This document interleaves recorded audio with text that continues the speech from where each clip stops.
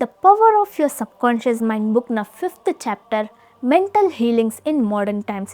4th ಚಾಪ್ಟರಲ್ಲಿ ancient ಟೈಮ್ಸಲ್ಲಿ ಹೇಗೆಲ್ಲ ಹೀಲಿಂಗ್ ಮೆಥಡ್ಸ್ ಇತ್ತು ಅನ್ನೋದನ್ನ ನೋಡಿದ್ವಿ.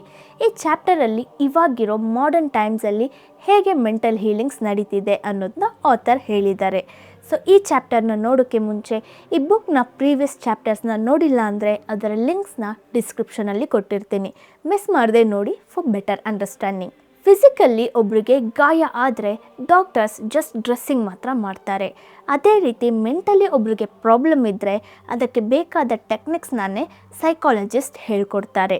ನಾನೇ ಕ್ಯೂರ್ ಮಾಡಿದೆ ಅಂತ ಯಾವ ಡಾಕ್ಟರ್ಸ್ನೂ ಹೇಳಲ್ಲ, ಹೇಳೋಕ್ಕೂ ಆಗಲ್ಲ.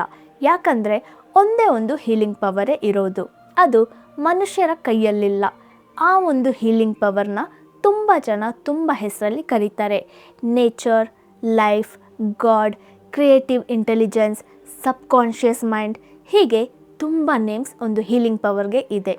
ಈ ಪ್ರಪಂಚದಲ್ಲಿರೋ ಎಲ್ಲ ಅನಿಮಲ್ಸ್, ಟ್ರೀಸ್, ಪ್ಲ್ಯಾಂಟ್ಸ್, ವಿಂಡ್ ಎಲ್ಲನೂ ಒಂದು ಹೀಲಿಂಗ್ ಪ್ರಿನ್ಸಿಪಲ್ನೇ ಯೂಸ್ ಮಾಡ್ತಿದೆ. ಅದೇ ಸಬ್ಕಾನ್ಷಿಯಸ್ ಮೈಂಡ್. ಈ ಹೀಲಿಂಗ್ ಪ್ರಾಸೆಸ್ ನಡೆಯೋಕ್ಕೆ ಬೇಸಿಕ್ ಪ್ರಿನ್ಸಿಪಲ್ ಫೇತೆ ಅಂದರೆ ನಂಬಿಕೆ. ಈ ನಂಬಿಕೆನೇ ಯೂನಿವರ್ಸಲ್ ಸೂಪರ್ ಪವರ್ ಆದ ಸಬ್ಕಾನ್ಷಿಯಸ್ ಮೈಂಡ್ನ ಕೆಲಸ ಮಾಡಿಸ್ತಿದೆ. ಮಾಡರ್ನ್ ಟೈಮ್ಸಲ್ಲಿ ಪ್ರೇಯರ್ ಥೆರಪಿನ ಮೆಂಟಲ್ ಹೀಲಿಂಗ್ಗೋಸ್ಕರ ಯೂಸ್ ಮಾಡ್ತಾರೆ. ಈ ಪ್ರೇಯರ್ ಥೆರಪಿಯಲ್ಲಿ ಬೋತ್ ಕಾನ್ಷಿಯಸ್ ಆ್ಯಂಡ್ ಸಬ್ಕಾನ್ಷಿಯಸ್ ಎರಡೂ ಇನ್ಕ್ಲೂಡ್ ಆಗುತ್ತೆ. ಈ ಪ್ರೇಯರ್ ಥೆರಪಿನ ಮೆಂಟಲ್ ಟ್ರೀಟ್ಮೆಂಟ್ ಅಂತಲೂ ಹೇಳ್ತಾರೆ, ಸೈಂಟಿಫಿಕ್ ಪ್ರೇಯರ್ ಅಂತಲೂ ಹೇಳ್ತಾರೆ. ಈ ಥೆರಪಿಯಲ್ಲಿ ನಿಮಗೆ ಇಷ್ಟ ಆಗೋ ವಿಷಯನ, ನೀವು ಇಷ್ಟಪಡೋ ವಿಷಯನ ಕಾನ್ಷಿಯಸ್ ಆಗಿ ಒಂದು ಐಡಿಯಾದ ರೀತಿನೋ ಇಲ್ಲ ಮೆಂಟಲ್ ಪಿಕ್ಚರ್ ಆಗಿನೋ ಇಲ್ಲ ಒಂದು ಪ್ಲ್ಯಾನ್ ಆಗಿನೋ ಕ್ರಿಯೇಟ್ ಮಾಡ್ತೀರಾ. ಹೀಗೆ ಕ್ರಿಯೇಟ್ ಮಾಡೋದರ ಮೂಲಕ ನಿಮ್ಮ ಸಬ್ಕಾನ್ಷಿಯಸ್ ಮೈಂಡ್ಗೆ ಅದು ರೀಚ್ ಆಗುತ್ತೆ. ನಿಮ್ಮ ಸಬ್ಕಾನ್ಷಿಯಸ್ ಮೈಂಡ್ ನಿಮ್ಮನ್ನ ಕ್ಯೂರ್ ಮಾಡುತ್ತೆ ಅನ್ನೋ ನಂಬಿಕೆಯಿಂದ ನೀವು ಈ ಪ್ರೇಯರ್ನ ರೆಗ್ಯುಲರ್ ಆಗಿ ಮಾಡೋವಾಗ ಖಂಡಿತ ನಿಮಗೆ ಪಾಸಿಟಿವ್ ರಿಸಲ್ಟ್ ಸಿಗುತ್ತೆ. ತುಂಬ ಜನ ಮ್ಯಾಜಿಕ್ ಟ್ರಿಕ್ಸ್ ಅಂತ ಸುಮ್ಮನೆ ಒಂದು ಸ್ಟಿಕ್ನ ಟಚ್ ಮಾಡಿದ ಕೂಡಲೇ ಕ್ಯೂರ್ ಆಗ್ತಾರೆ ನೋಡಿ.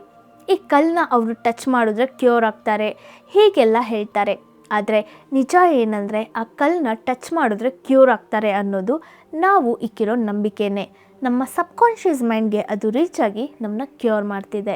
ಆಥರ್ನ ಸೈಕಾಲಜಿಸ್ಟ್ ಫ್ರೆಂಡ್ ತನಗೆ ಲಂಗ್ ಅಫೆಕ್ಟ್ ಆಗಿದೆ ಅಂತ ಹೇಳ್ತಾರೆ. ಎಕ್ಸ್ರೇ ಮಾಡಿ ಡಾಕ್ಟರ್ ಅನಲೈಸ್ ಮಾಡಿದ್ರಲ್ಲಿ ಟ್ಯೂಬರ್ಕ್ಯುಲೋಸಿಸ್ ಇದೆ ಅಂತ ಗೊತ್ತಾಗಿದೆ. ಯಾವಾಗಲೂ ಅವರು ಮಲಗೋಕ್ಕೆ ಮುಂಚೆ ನನ್ನ ದೇಹದಲ್ಲಿರೋ ಎಲ್ಲ ಸೆಲ್ಸ್, ನನ್ನ ಟಿಶ್ಯೂ, ನನ್ನ ಲಂಗ್ಸ್ ಇದೆಲ್ಲನೂ ಚೆನ್ನಾಗಿದೆ, ನಾನು ಪರ್ಫೆಕ್ಟ್ಲಿ ಹೆಲ್ದಿಯಾಗಿದ್ದೀನಿ ಅಂತ ಹೇಳಿ ಮಲ್ಕೊಳ್ತಾರೆ. ಕೆಲವು ಮಂತ್ಸಲ್ಲೇ ಅವ್ರಿಗೆ ಟ್ಯೂಬರ್ಕ್ಯುಲೋಸಿಸ್ ಕ್ಯೂರ್ ಆಗೋಯ್ತು. ಯಾಕೆ ಆ ವರ್ಡ್ಸ್ನ ನೈಟ್ ಮಲ್ಗೋಕ್ಕೆ ಮುಂಚೆ ರಿಪೀಟ್ ಮಾಡಿದ್ವಿ ಅಂತ ಆಥರ್ ಕೇಳ್ತಾರೆ. ಅದಕ್ಕೆ ಆ ಸೈಕಾಲಜಿಸ್ಟ್ ಫ್ರೆಂಡ್ ಏನು ಹೇಳ್ತಾರೆ ಅಂದರೆ, ನಾವು ಮಲ್ಗೋಕ್ಕೆ ಮುಂಚೆನೇ ನಮ್ಮ ಸಬ್ಕಾನ್ಷಿಯಸ್ ಮೈಂಡ್ನ ಕೈನೆಟಿಕ್ ಆ್ಯಕ್ಷನ್ ಹೆಚ್ಚಾಗಿರುತ್ತೆ. ಆವಾಗ ನಮ್ಮ ಸಬ್ಕಾನ್ಷಿಯಸ್ ಮೈಂಡ್ಗೆ ಯಾವ ಸಜೆಷನ್ಸ್ ಕೊಟ್ಟರು ಅದು ಖಂಡಿತ ಎಕ್ಸೆಪ್ಟ್ ಮಾಡುತ್ತೆ. ಆ ಐಡಿಯಾನೇ ನಾನು ಫಾಲೋ ಮಾಡಿದೆ ಅಂತ ಹೇಳ್ತಾರೆ. ಸೊ ನಮಗೆ ಫಿಯರ್ ಇದ್ದರೂ ಸರಿ, ಯಾವ ರೀತಿಯ ಮೆಂಟಲ್ ಹೆಲ್ತ್ ಪ್ರಾಬ್ಲಮ್ ಆಗಿದ್ರೂ ಸರಿ, ನಮ್ಮ ಸಬ್ಕಾನ್ಷಿಯಸ್ ಮೈಂಡ್ಗೆ ಹೇಳೋವಾಗ ಅದು ಬೇಗನೆ ಕ್ಯೂರ್ ಆಗಿಬಿಡುತ್ತೆ. ನೀವು ಕ್ಯೂರ್ ಆಗಬೇಕು ಅಂತ ಬಿಲೀವ್ ಮಾಡಿ, ನೀವು ಕ್ಯೂರ್ ಆಗಿರೋ ರೀತಿ ಇಮ್ಯಾಜಿನ್ ಮಾಡ್ಕೊಳ್ಳಿ.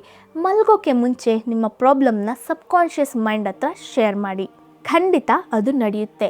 ಸೊ ಈ ಚಾಪ್ಟರಲ್ಲಿ ನಾವು ಏನೆಲ್ಲ ತಿಳ್ಕೊಂಡ್ವಿ ಅಂದರೆ, ನಂಬರ್ 1, ನಮ್ಮ ಸಬ್ಕಾನ್ಷಿಯಸ್ ಮೈಂಡ್ಗೆ ಸರಿಯಾದ ಡೈರೆಕ್ಷನ್ನ ತೋರಿಸಿ. ನಿಮ್ಮ ಮೈಂಡ್, ಬಾಡಿ ಎರಡನ್ನೂ ಹೀಲ್ ಮಾಡಿ. ನಂಬರ್ 2, ನಿಮ್ಮ ಸಬ್ಕಾನ್ಷಿಯಸ್ ಮೈಂಡ್ ಹತ್ರ ನಿಮಗೆ ಇರೋ ಡಿಸೈರ್ಸ್ನ ಹೇಳಿ.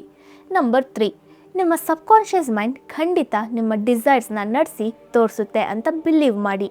ನಂಬರ್ 4, ಈ ಕಾಯಿಲೆ ನನ್ನ ಹರ್ಟ್ ಮಾಡುತ್ತೆ, ನನ್ನ ಸಾಯಿಸುತ್ತೆ ಅಂತ ಸ್ಟುಪಿಡಾಗಿ ಬಿಲೀವ್ ಮಾಡಬೇಡಿ. ಪರ್ಫೆಕ್ಟ್ ಹೆಲ್ತ್, ವೆಲ್ತ್, ಪೀಸ್ ಇದೆಲ್ಲ ಸಿಗುತ್ತೆ ಅಂತ ನಂಬಿ.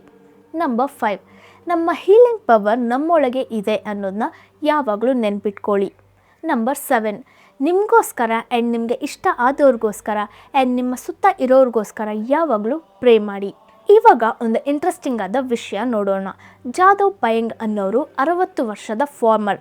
ಒಂದು ದೊಡ್ಡ ಫಾರೆಸ್ಟ್ನೇ ಕ್ರಿಯೇಟ್ ಮಾಡಿದ್ದಾರೆ. ಅಂದರೆ ನೀವು ನಂಬ್ತೀರಾ? ಜಾದವ್ ಪಯಂಗ್ ನಾರ್ತ್ ಇಂಡಿಯಾಗೆ ಸೇರಿದವರು. ಕೆಲವು ದಿನಗಳಿಂದ ತನ್ನ ಮನೆ ಹತ್ರ ಮರಗಳೆಲ್ಲ ನಾಶ ಆಗ್ತಿರೋದನ್ನ ನೋಡ್ತಾರೆ. ರಿವರ್ ಫುಲ್ಲು ಫ್ಲಡ್ ಥರ ಹರಿತಿದೆ. ಅನಿಮಲ್ಸ್ ಎಲ್ಲ ತೇಲೋಕ್ಕೆ ಶುರು ಆಯಿತು. ಆ ನೆಲನೇ ಕಣ್ಮರೆ ಆಗೋಗಿದೆ. ಆವಾಗಲೇ ಜಾದವ್ ಡಿಫಾರೆಸ್ಟೇಷನ್ ನಡೀತಿದೆ ಅಂತ ರಿಯಲೈಸ್ ಆಗ್ತಾರೆ. ತುಂಬ ಗಾಬರಿ ಆಗದೆ ಒಂದು ಸಿಂಪಲ್ ಡಿಸಿಷನ್ ತಗೊಳ್ತಾರೆ. ಡೈಲಿ ತನ್ನ ಮನೆಯಲ್ಲಿರೋ ಗಿಡಗಳನ್ನ ಕಟ್ ಮಾಡಿ 20 ಮಿನಿಟ್ಸ್ ನಡ್ಕೊಂಡೋಗಿ ಬೋಟಲ್ಲಿ ಆ ರಿವರ್ನ ಕ್ರಾಸ್ ಮಾಡಿ ಒಂದು ನೆಲನ ರೀಚ್ ಆಗ್ತಾರೆ. ಅಲ್ಲಿಂದ 2 ಅವರ್ಸ್ ನಡೀತಾರೆ. ಆ ಜಾಗದಲ್ಲಿ ಬರೀ ನೆಲ ಮಾತ್ರ ಇದೆ, ಬೇರೆ ಏನೂ ಇಲ್ಲ. ಅಲ್ಲಿ ಅವರು ಗಿಡಗಳನ್ನ ನೆಡೋಕ್ಕೆ ಸ್ಟಾರ್ಟ್ ಮಾಡ್ತಾರೆ. ಡೈಲಿ ಇದೇ ರೀತಿ ನಡ್ಕೊಂಡೋಗಿ ಆ ಪ್ಲೇಸಲ್ಲಿ ಗಿಡಗಳನ್ನ ನೆಡ್ತಾರೆ. ವರ್ಷದಲ್ಲಿ 3 ತಿಂಗಳು ಇದೇ ಕೆಲಸನ ಮಾಡ್ತಾರೆ. ಸುಮಾರು 40 ವರ್ಷಗಳಾದಮೇಲೆ ಅವರು ನೆಟ್ಟಿರೋ ಗಿಡಗಳೆಲ್ಲ ಬೆಳೆದು ಒಂದು ಕಾಡಾಗಿ ಬದಲಾಗಿದೆ. ಅವರ ಆ ಫಾರೆಸ್ಟ್ 550 ಹೆಕ್ಟೇರ್ಸ್ ಇರುತ್ತೆ. ಈ ಫಾರೆಸ್ಟ್ ನ್ಯೂಯಾರ್ಕಲ್ಲಿರೋ ಸೆಂಟ್ರಲ್ ಫಾರೆಸ್ಟ್ಗಿಂತ ತುಂಬ ದೊಡ್ಡ ಫಾರೆಸ್ಟ್. ನಂತರ ಆ ಫಾರೆಸ್ಟಲ್ಲಿ ಪ್ಲ್ಯಾಂಟ್ಸ್, ಅನಿಮಲ್ಸ್, ಬೇರೆ ಕ್ರಿಯೇಚರ್ಸ್ ಎಲ್ಲ ಅಲ್ಲಿ ಬದುಕೋಕ್ಕೆ ಶುರು ಮಾಡಿದ್ದಾವೆ. ಅದೇ ಫಾರೆಸ್ಟಲ್ಲೇ ಅವರು ಫಾರ್ಮಿಂಗ್ ಮಾಡಿಕೊಂಡು ತನ್ನ ಫ್ಯಾಮಿಲಿ ಜೊತೆ ಹ್ಯಾಪಿಯಾಗಿದ್ದಾರೆ. ಅವರ ಬಗ್ಗೆ ಗೊತ್ತಿರೋ ಎಲ್ಲರೂ ಅವ್ರನ್ನ ಅಪ್ರಿಷಿಯೇಟ್ ಮಾಡೋಕ್ಕೆ ಶುರು ಮಾಡಿದ್ರು. ಪ್ರೆಸಿಡೆಂಟ್ ಕೈಯಲ್ಲಿ ಅವಾರ್ಡ್ ಎಲ್ಲ ತೊಗೊಂಡಿದ್ದಾರೆ. ಜಾಧವ್ನ ಆ ಏರಿಯಾದಲ್ಲಿರೋ ಜನರು ಫಾರೆಸ್ಟ್ ಮ್ಯಾನ್ ಆಫ್ ಇಂಡಿಯಾ ಅಂತಲೇ ಕರೀತಾರೆ. ನೇಚರ್ಗೆ ಇವರು ಮಾಡಿರೋ ಕಾಂಟ್ರಿಬ್ಯೂಷನ್ ತುಂಬಾ ಜಾಸ್ತಿ ಅಂತ ಹೇಳ್ಬೋದು. ನಿಮಗೆ ಪ್ಲ್ಯಾಂಟ್ಸ್ ಆ್ಯಂಡ್ ನೇಚರಲ್ಲಿ ಇಂಟ್ರೆಸ್ಟ್ ಇದ್ದರೆ ನೀವು ತುಂಬ ಗಿಡಗಳನ್ನ ಬೆಳೆಸಿ. ಐ ಹೋಪ್ ಈ ವಿಡಿಯೋ ನಿಮಗೆ ಇಷ್ಟ ಆಗಿರುತ್ತೆ. ಮಿಸ್ ಮಾಡದೆ ವಿಡಿಯೋಗೆ ಲೈಕ್ ಮಾಡಿ. And the power of your subconscious mind ಬುಕ್ನ ಎಲ್ಲ ಚಾಪ್ಟರ್ಸ್ನ ಮಿಸ್ ಮಾಡದೆ ಇರೋಕ್ಕೆ ಚಾನಲ್ನ ಸಬ್ಸ್ಕ್ರೈಬ್ ಮಾಡಿಕೊಂಡು ಬೆಲ್ ಐಕಾನ್ನ ಕ್ಲಿಕ್ ಮಾಡಿ. Thanks for watching. ನಿಮ್ಮನ್ನ ನೆಕ್ಸ್ಟ್ ವಿಡಿಯೋದಲ್ಲಿ ಮೀಟ್ ಆಗ್ತೀನಿ. Until then take care. ಬಾಯ್.